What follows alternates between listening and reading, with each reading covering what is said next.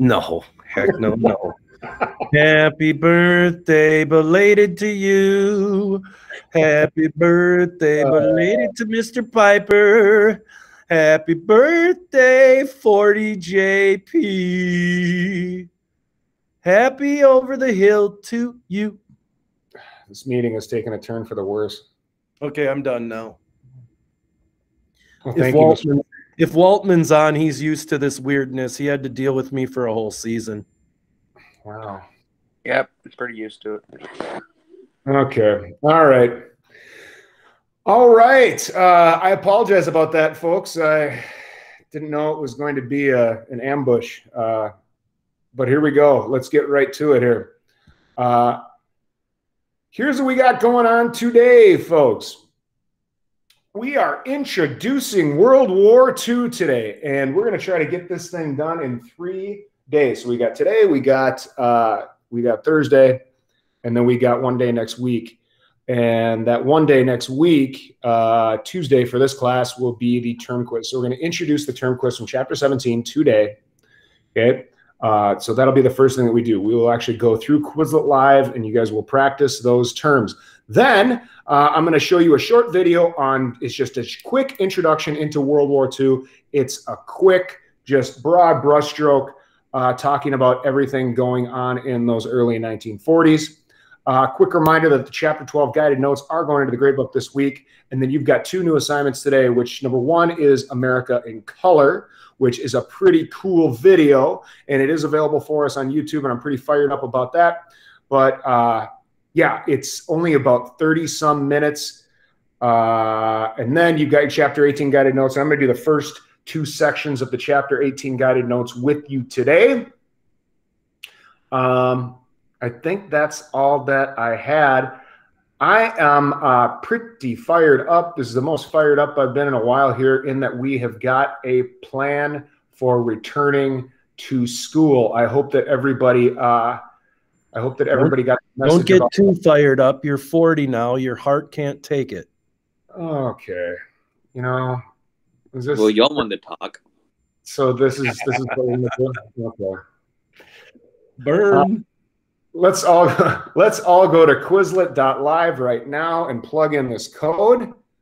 But I'm sure that a lot of you did at least see the email that we are going to be returning to an in-school setting. So what is that, February 16th, Mr. Winters? Yep. In a hybrid model, much like what we were on before. And all indicators are pointing that we are not going to be taking us another step back, folks. It looks like only steps forward from here on out, or at least that's what the guidance is saying, which is pretty big. So go to Quizlet.live, type in this code, and let's review some terms, and then we'll get right to it, folks. I'm not going to have to buy Diet Mountain Dew till the end of the year. Wowee.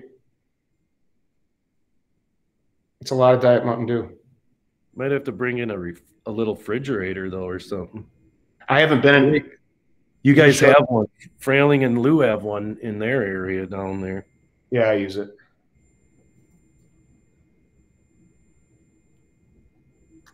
How many we got in this? The other thing, guided 18 notes, and what was the other one? I'm getting them up in Schoology.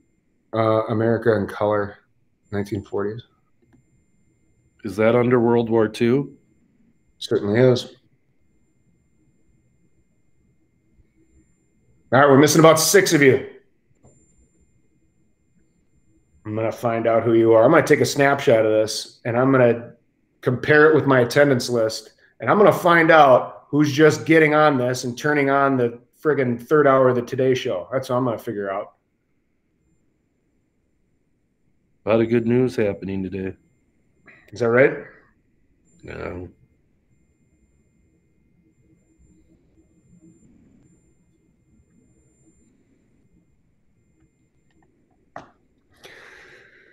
All right, give you about 20 more seconds, and we're going to do this thing.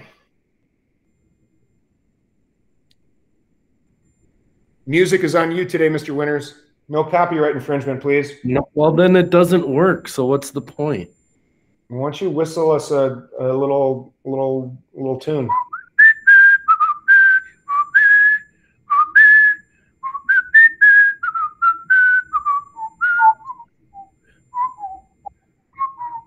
that Dickley?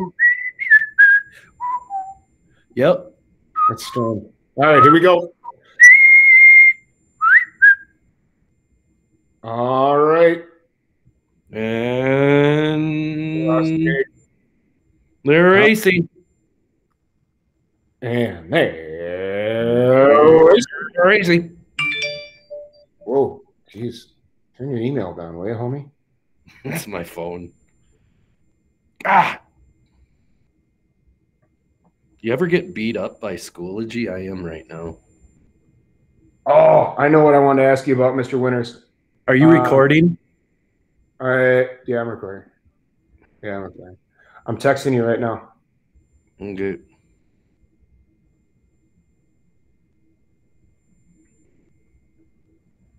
You'll hear it when it comes across.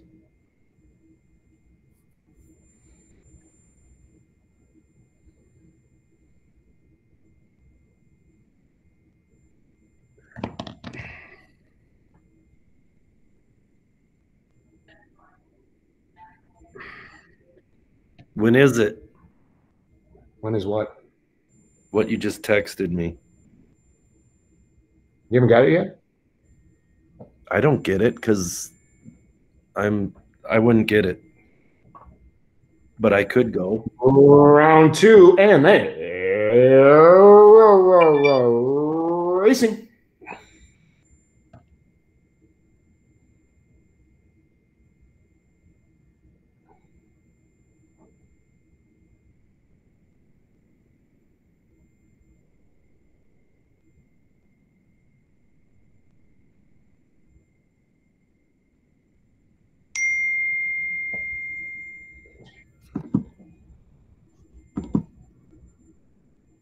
Could you turn the volume up on your phone? Holy buckets. Actually, it's my phone and my computer bing at the same time. Should I? I could. I don't have the code though.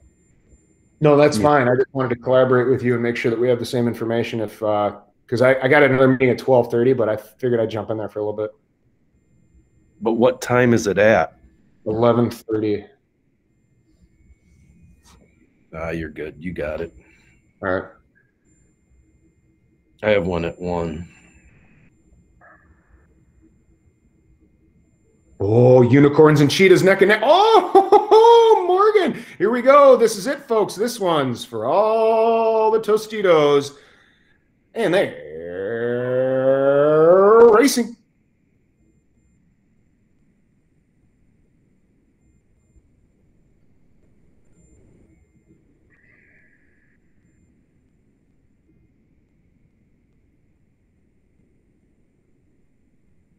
Let's see.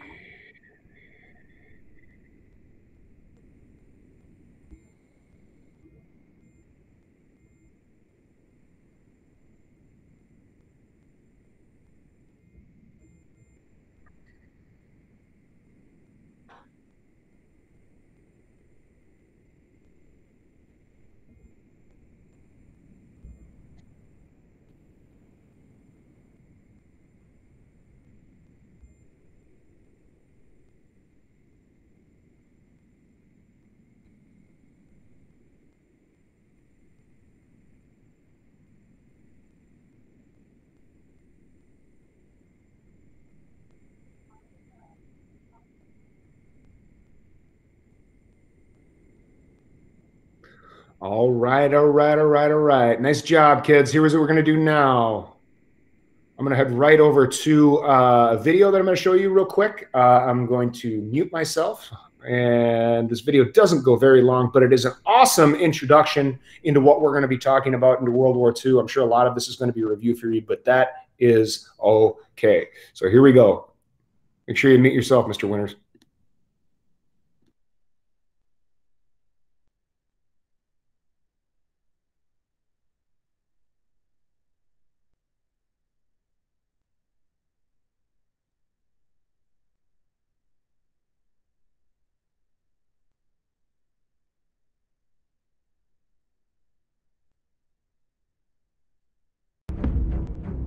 With the Allied advances in the Ruhr Valley, the German army was on the run. Incendiary bombing reduced the industrial city of Wuppertal to rubble.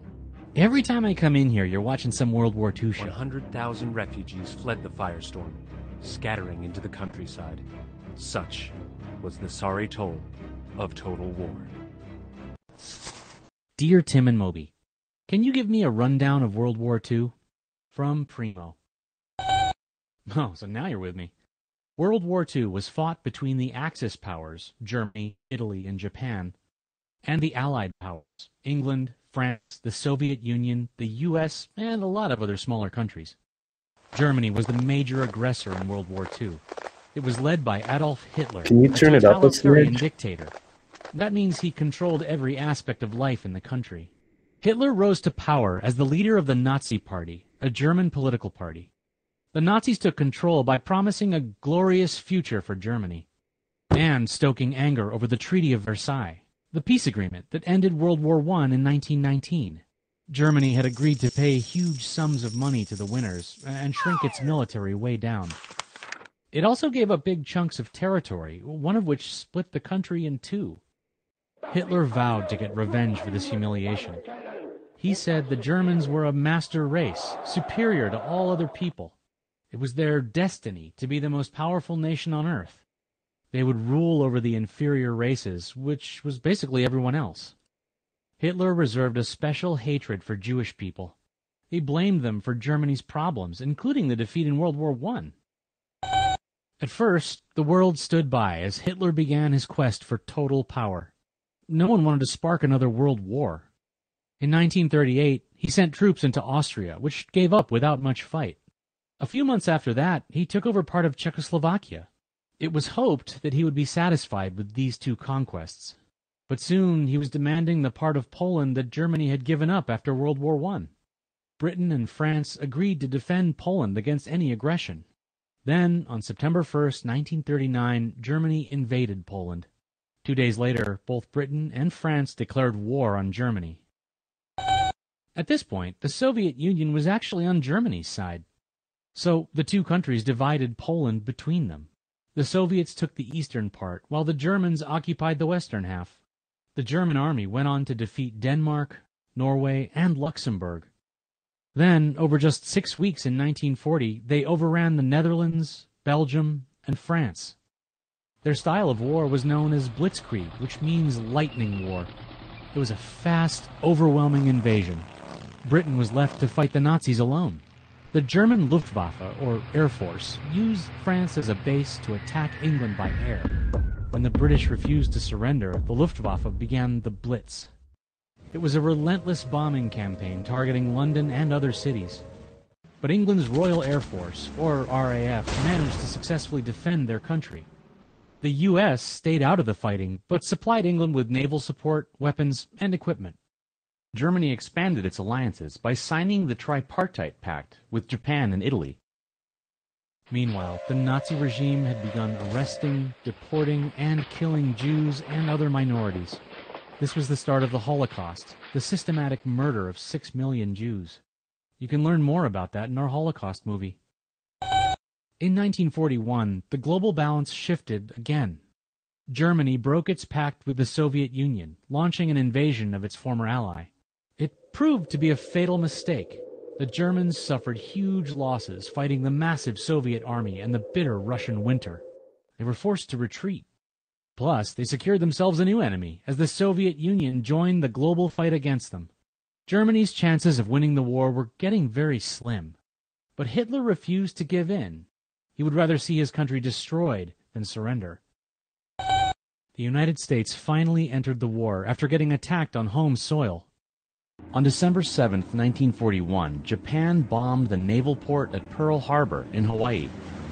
In response, the U.S. joined up with the Allies and sent troops to 3 areas or theaters of war. One was the Pacific Theater to fight Japan in an island-hopping campaign. In the Mediterranean Theater, the Allies fought the Axis powers in North Africa and Italy. And finally, a massive force of Americans, British, and Canadians was sent to fight in France. This was the Western Front of the European theater. More than 160,000 troops crossed the English Channel from Britain. They landed on the beaches of Normandy on the morning of June 6, 1944. This invasion is known as D-Day. The Allies sustained heavy losses but won a key victory. Germany was now trapped between two Allied fronts, Europe in the west and the Soviet Union in the east. After 5 years and millions of lives lost, the end of the war was finally in sight. German cities were flattened as the Allies pushed in from both sides. When it was clear there was no escape, Hitler took his own life. A week later, on May 7, 1945, Germany surrendered. In the Pacific, the Japanese were still holding off American forces. President Truman took a drastic step to end the war. He dropped nuclear bombs on 2 civilian cities, Hiroshima and Nagasaki. It's the only time the atom bomb has ever been used in war. Japan surrendered in August 1945. So, that's World War II. The basics. Does that answer all your questions? Well, that's what school is for. I have a life too, you know.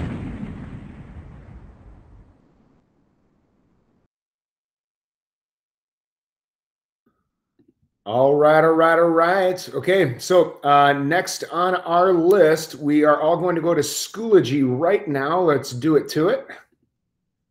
Schoology right now.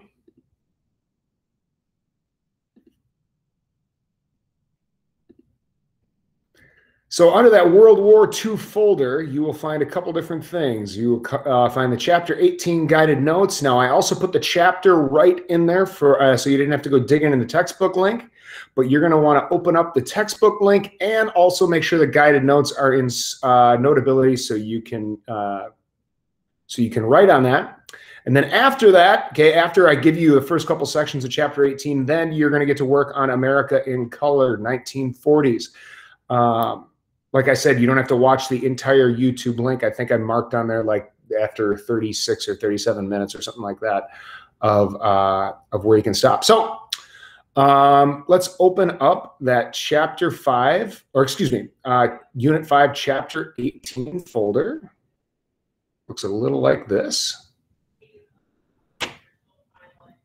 So Chapter 18 is the war, is basically how the United States is getting involved in the war. Unit 1 is dealing just with mobilization.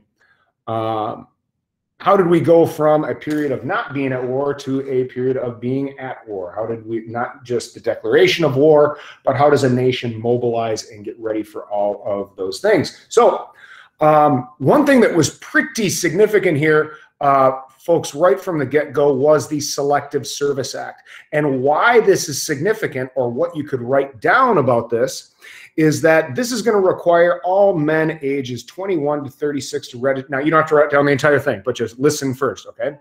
It's going to require all men age 21 to 36 to register for military service. And you, once all of you young men turn 18, you still have to register for service so that the U.S. government knows how many warm bodies it has in case we need to go to a period of war, or in case we need to have conscription or a draft or whatever. So why this is significant is because the Selective Training and Service Act was enacted before the United States was in a period of war. So we were already mobilizing, or we were already getting troops trained and ready to fight before the war even started. That was unprecedented. That had never happened before. Okay, so kind of the writing was on the wall that we were going to have to defend what FDR was calling his 4 freedoms abroad. Okay, it wasn't just going to be here, but it was going to be abroad as well. Next on our list is GI. You probably remember in World War I, we referred to the World War I soldiers fighting abroad as doughboys. They called themselves doughboys. That was kind of their slang term for what they called themselves. Well, in World War II, that term is going to be GIs, and where that kind of comes from was all GIs, or all soldiers, kind of got their government issue socks, they got their government issue rifle, they got their government issue helmet, they got their government issue canteen, and they just kind of took that term and went, well, I guess that's me too. I'm government issue. I'm a GI. Okay, so that's kind of the slang term for what they called themselves. Okay. Next on our list is the Office of War Mobilization. Why that was significant was the first time an office of that type was really put into place to mobilize the entire, not just the economy, okay, but the entire society to helping out in the war effort, okay, to helping out in the war effort. And one of those things that was really quite impressive was, right on your list there, was the Liberty ships. Make no mistake, what won World War II was the innovation and industrialization of the United States. The amount of ships and planes and stuff that we were building on a daily basis was amazing. It was absolutely flooring. And one of the first cases of that was a guy by the name of Kaiser. Okay, a guy by the name of Kaiser, which is just kind of a unique coincidence that his name was Kaiser and we were fighting Germany, started building these things called Liberty ships. And at first it was just kind of to help supply and to help send supplies over to England and et cetera, et cetera. They needed more ships. But they were kicking them out so fast that it kind of became this staple, or kind of became this example of American industrialization and the success of it. So instead of naming them after the guy that devised them, Henry J. Kaiser, they went, that sounds a little too German. And since we're fighting the Germans, let's call them Liberty ships. Let's not call them Kaiser ships. That would be confusing. So that's where that name kind of comes from. Next was a victory garden. I'm sure a lot of you have heard of a victory garden before. But what a victory garden was, you know, you people at home in the war front had a job to do as well. And they needed to conserve all foodstuffs and all stuff that was made for, all food, you know, was going to try to be dedicated to those troops that were fighting overseas.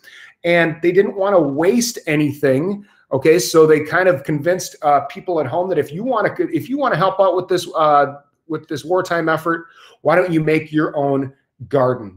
And they called it a victory garden, in which people would plant their own vegetables and stuff that they could make at home, so that some of those other supplies could be sent abroad.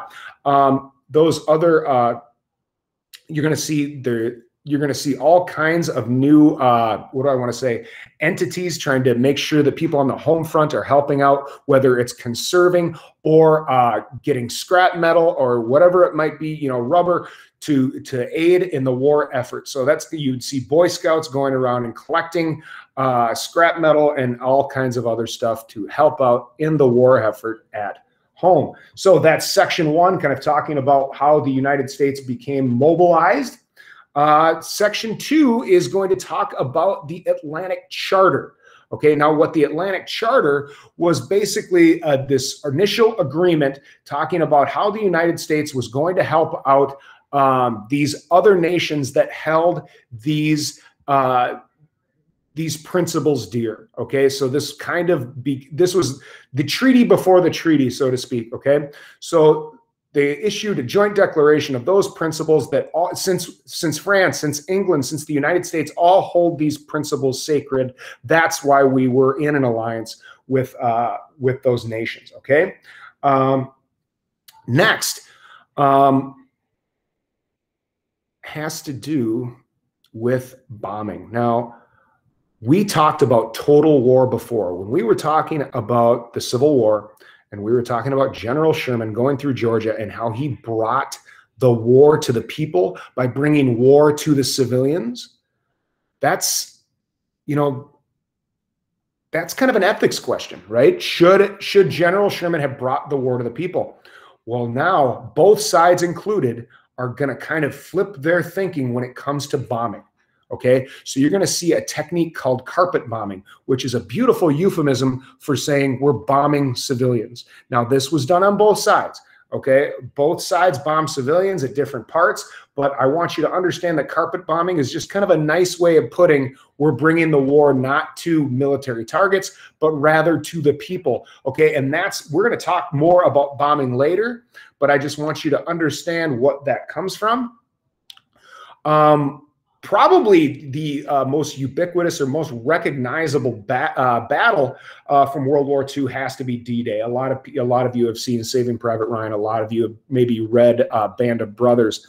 But this is why this is such a post-hole part of the war, is because finally they established a beachhead, or they established kind of an invasion point in Hitler's Atlantic Wall.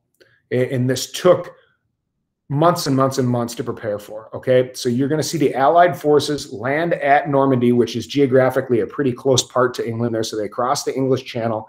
But why do we call it D-Day? What the rip is that about? Why? I mean, it doesn't make any sense.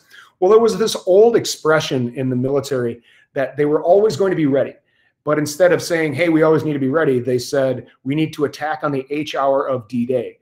And I really can't explain the etymology of or why that makes sense to them. But anyway, when the generals were explaining what this new mission was going to be, they said, this is it. This is D-Day. This is what we've been preparing for. This is what this is what it's going to be. And from there on out, they kind of listed every day that went forward as D-Day +1, D-Day +2, D-Day +3. So it ended up being like this post-hole date of when they established this invasion point at Normandy, okay, which is obviously in France there. And from that part, it would really expand out. The Allies would really expand out and really declare a second front that was going to make Germany kind of retreat from that point. And I've got an awesome PowerPoint that I'll show you later that kind of shows you all those troop movements as it goes along, okay? Battle of the Bulge, which is right down here. This is, so you're going to see the German lines are kind of retreating and fading back and fading back and fading back. And this last ditch effort, okay, where Hitler is going to reinforce this huge bulge into the line and try to make this last ditch effort to try to push forward and create a bulge in the enemy line, was known as the Battle of the Bulge. Okay, it involved more than 600,000 GIs. Think about that number. That's amazing. Of whom about 80,000 were killed, wounded, or captured. Okay, so this was the largest battle ever fought by the United States Army. It's pretty amazing. So that's why that one is significant. But that is sections 1 and 2. Okay, and I kind of gave you the answers there, but I would really like you guys to dig into the rest of these things for sections 3, sections 4, and sections 5. And this is due later in the week. Let's sneak over to Schoology so that you guys can make sure that you know what's going on here. Okay. I know that this is hour 1, but the due dates are the same for you anyway. So today, at the end of today, okay, I'm going to be putting the chapter 12 guided notes into the grade book. So be advised. Okay, your chapter 18 guided notes, we've already done the first 2 sections there, and then your America in Color 1940s is what you should be working on now. And then be advised that you've got that World War II term quiz coming up early next week. Okay. So here's what I'd like you to do. I want everybody right now to make sure that that America in Color link